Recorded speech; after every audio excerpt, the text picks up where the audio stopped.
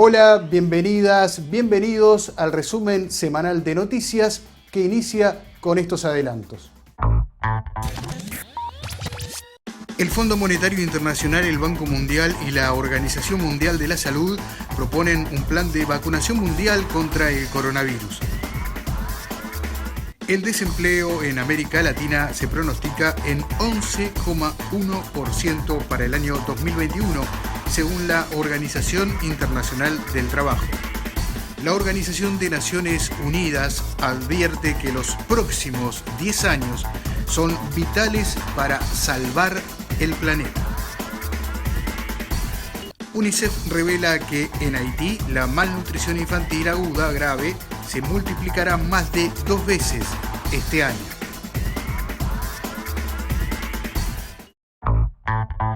Y la Comisión Interamericana de Derechos Humanos se reunió con representantes sindicales, sociales y víctimas de la represión en Colombia en su visita de 3 días.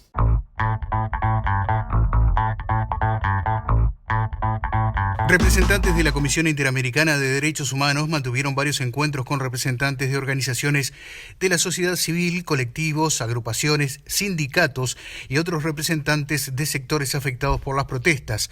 Destacaron que en esta ocasión se buscó especialmente escuchar a las víctimas de violaciones a los derechos humanos y sus familiares para recibir testimonios, denuncias y comunicaciones. La comisión también mantuvo encuentros con entidades del Estado como la Procuraduría General de la Nación, la Defensoría del Pueblo y la Fiscalía General de la Nación. La Comisión Interamericana de Derechos Humanos está integrada por 7 miembros independientes que son elegidos por la Asamblea General de la Organización de Estados Americanos a título personal y no representan sus países de origen o residencia. La presencia de la comisión se extendió en Colombia del 8 al 10 de junio.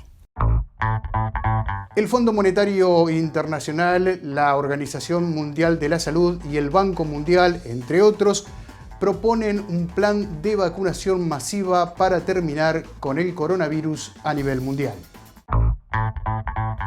La Organización Mundial de la Salud, OMS, el Fondo Monetario Internacional, FMI, el Banco Mundial y la Organización Mundial de Comercio, OMC, propusieron un plan para vacunar al mundo entero y así poner fin a la pandemia de COVID-19. Dicen que para lograr este objetivo es necesaria una acción global en donde las instituciones públicas y privadas trabajen en conjunto. Las organizaciones reconocen los logros por parte de la ciencia en el desarrollo en tiempo récord de las vacunas.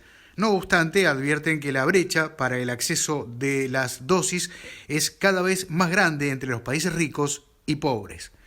Los directores de dichas instituciones resaltaron una propuesta del FMI, la cual se puede llevar a cabo a un costo factible y que se complementa con otras iniciativas de la OMS que ya están en marcha y con programas como el COVAX.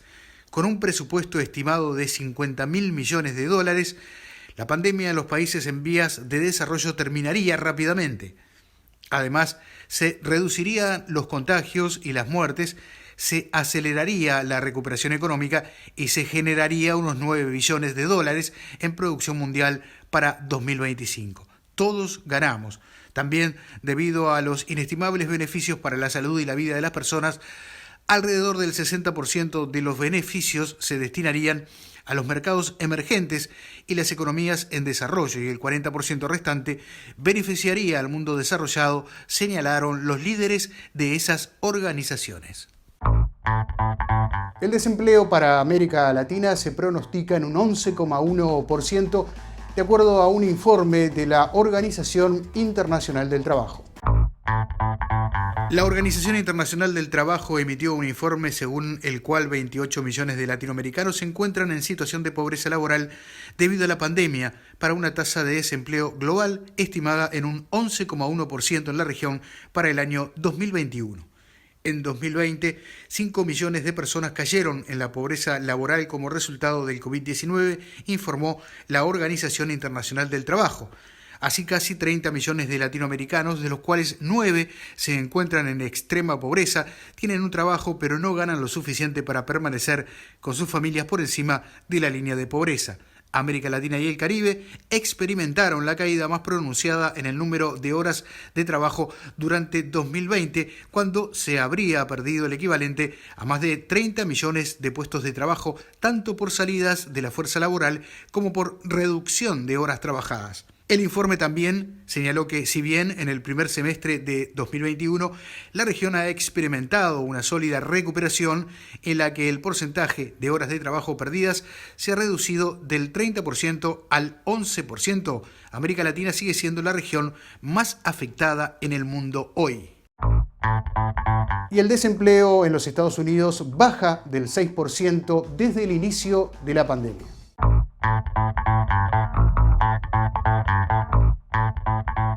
La tasa de desempleo en Estados Unidos descendió en mayo 3 décimas hasta situarse en el 5,8%, la primera vez que se coloca por debajo del 6% desde el inicio de la pandemia, según los datos anunciados por la Oficina de Estadísticas Laborales de Estados Unidos.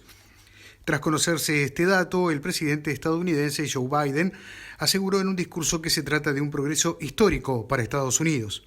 La tasa de paro, que el pasado año pasó del 3,5% en febrero al 14,7% en abril, cuando tuvo un mayor impacto la pandemia de la COVID-19, ha ido disminuyendo cada mes desde entonces hasta colocarse en el citado porcentaje del 5,8%, lo que apunta a un fortalecimiento del mercado laboral.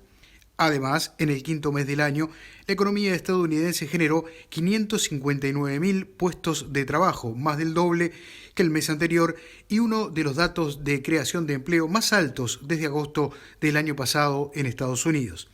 Ninguna otra economía grande en el mundo está creciendo tan rápido como la nuestra, afirmó Biden. Congreso Internacional de Educación Ambiental organizado por la CTA de los Trabajadores en la República Argentina. Este congreso es un reflejo claro del sindicalismo sociopolítico que estamos construyendo como CSA, Confederación Sindical de Trabajadores y Trabajadoras de las Américas, afirmó el secretario general de la CSA, Rafael Freire. Los sindicatos de la educación tienen mucho para decir sobre la cuestión ambiental para sus trabajadores y trabajadoras y para la sociedad, destacó Freire durante el Congreso Internacional de Educación Ambiental. Freire señaló: la educación es un derecho humano fundamental. La CSA ha planteado a la educación y formación sindical como prioridades transversales de este periodo.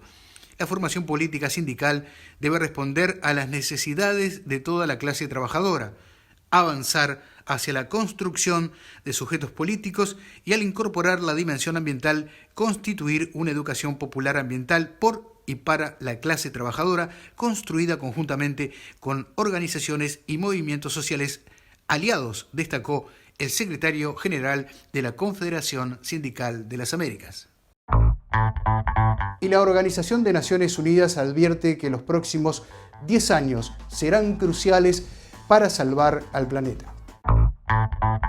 El secretario general de la ONU, Antonio Guterres, advirtió que los próximos 10 años representan la última oportunidad para salvar al planeta de la catástrofe climática, la contaminación y la destrucción de especies.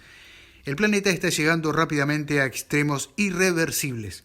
Afrontamos una triple emergencia ambiental, a saber, la pérdida de la biodiversidad, la alteración climática y el aumento de la contaminación, subrayó.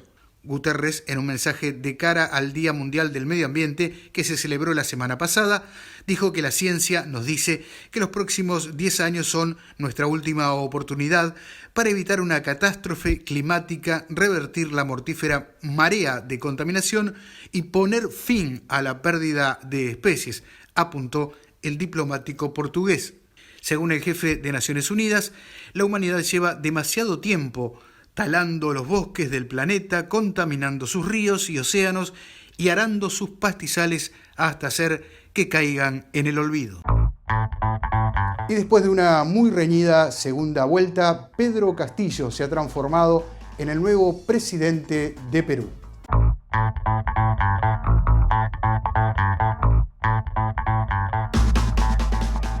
Pedro Castillo de Perú Libre resultó el ganador de la segunda vuelta electoral en Perú. sobre la derechista Keiko Fujimori de Fuerza Popular al superar el 50% de los votos en una reñida elección que tuvo denuncias de fraude por parte de Fujimori. Desde la noche de la elección, poco después de la votación, la Oficina Nacional de Procesos Electorales fue actualizando el avance del conteo casi cada media hora. Llamo a las autoridades electorales que por favor, por el Perú, por la democracia, por nuestra patria, ser respetuosos, no mancillemos la voluntad del pueblo peruano. Formalmente el escrutinio puede extenderse aún durante varios días.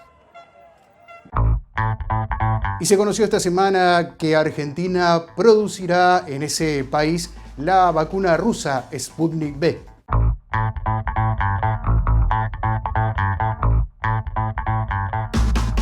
El presidente de Argentina, Alberto Fernández, en medio de un acto virtual con su homólogo ruso Vladimir Putin, anunció el inicio de la producción local de la vacuna Sputnik V. Así las cosas, Argentina se convierte en el primer país latinoamericano que realiza la vacuna y espera que en un año se logren producir 100 millones de dosis. El mandatario argentino se mostró orgulloso y dijo que Rusia brindó el apoyo cuando la nación lo necesitaba. El Fondo Soberano de Rusia, el Instituto Gamaleya, estuvo al lado de los argentinos ayudándonos a conseguir que las vacunas que el mundo no nos estaba dando. Desde ese lugar de gratitud quiero enviarle un sincero abrazo. Muy feliz además porque hoy empezamos ya el trabajo concreto para empezar a producir en Argentina la Sputnik V. El laboratorio privado Richmond es el encargado de producir la Sputnik V en Argentina. Marcelo Figueira, presidente de esta compañía, agradeció al gobierno ruso por la posibilidad de fabricar la vacuna en territorio argentino. Transcurrió menos de medio año desde que fue presentada esa vacuna en Argentina y Argentina se va a tornar el primer país del mundo que lanzará la producción de esa vacuna y por eso se lo agradecemos. Por su parte, Putin remarcó que el Fondo Ruso de Inversión Directa ya ha concluido acuerdos para la producción de la vacuna rusa en más de una docena de países, lo que hará posible que durante este año el volumen de vacunas será suficiente para llevar a cabo la inmunización en cientos de miles de personas. Pronósticos desalentadores en materia de nutrición infantil para Haití, pronostica un estudio de la UNICEF. Con esta y otras noticias, abrimos el siguiente compacto informativo.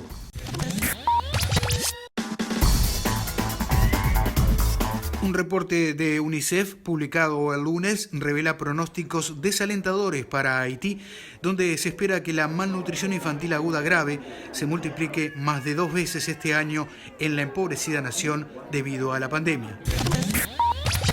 En Uruguay, un tribunal de apelaciones confirmó la sentencia de primera instancia que desestimó la demanda contra la central obrera PIT-CNT por el plan de vivienda sindical. La secretaria ejecutiva de la Comisión Económica para América Latina y el Caribe, CEPAL, Alicia Bárcena, llamó a tomar acciones climáticas decisivas, incluyendo la descarbonización de las economías, la restauración de ecosistemas y la valoración de su aporte a la economía y la sociedad. Niños de arcilla frente al Parlamento panameño han sido instalados en memoria de los niños abusados en ese país.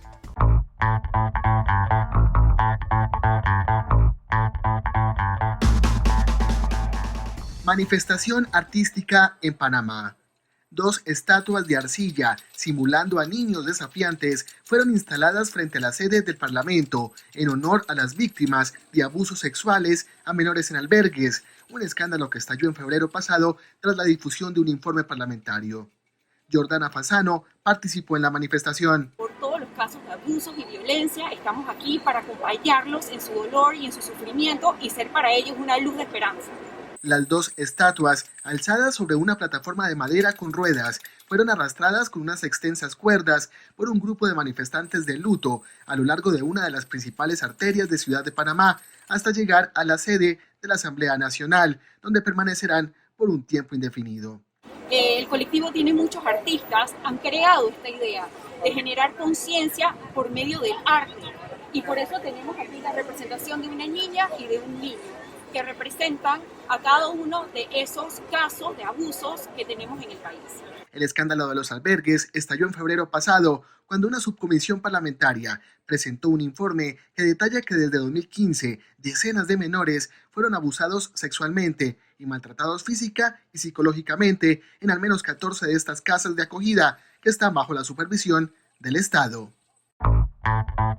Y Rumanía quiere dejar de ser el vertedero de residuos de la Unión Europea.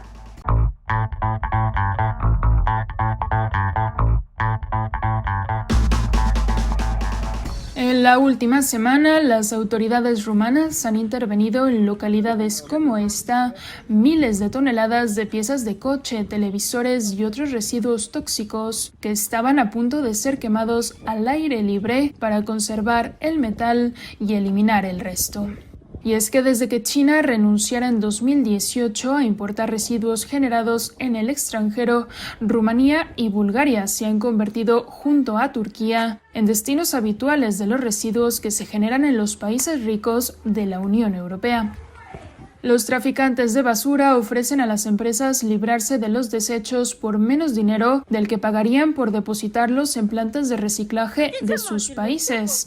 El negocio mueve cada año miles de millones de euros. Transferir residuos entre países no está prohibido, siempre que el receptor tenga la infraestructura necesaria para reciclar íntegramente el cargamento en las condiciones estipuladas por la Unión Europea. Así, una de las formas de introducir la basura es aprovechar esta ventana legal para blanquear los cargamentos en la frontera, mediante documentos falsos en los que la empresa receptora aparece como un reciclador legítimo. Muchos de los separadores que hacen las hogueras en Rumanía son niños y todos, sin excepción, desarrollan graves problemas respiratorios debido a su exposición a este humo extremadamente tóxico. El ministro rumano de Medio Ambiente ha señalado que las empresas de residuos se aprovechan de las condiciones de pobreza de la población y ha prometido golpear duro a las mafias que llevan los residuos de forma ilegal al país. Personas sin techo en California, Estados Unidos, han construido su propio poblado debajo de una autopista.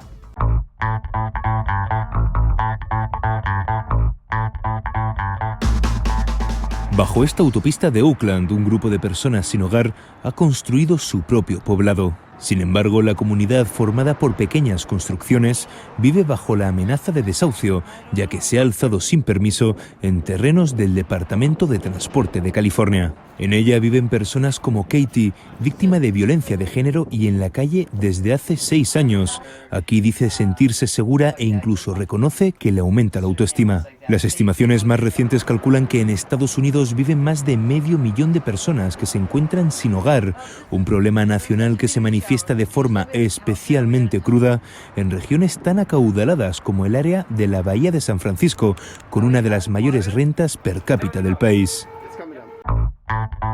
Les mostramos ahora un estudio realizado por una cubana hace ya muchos años en ese país sobre los primates.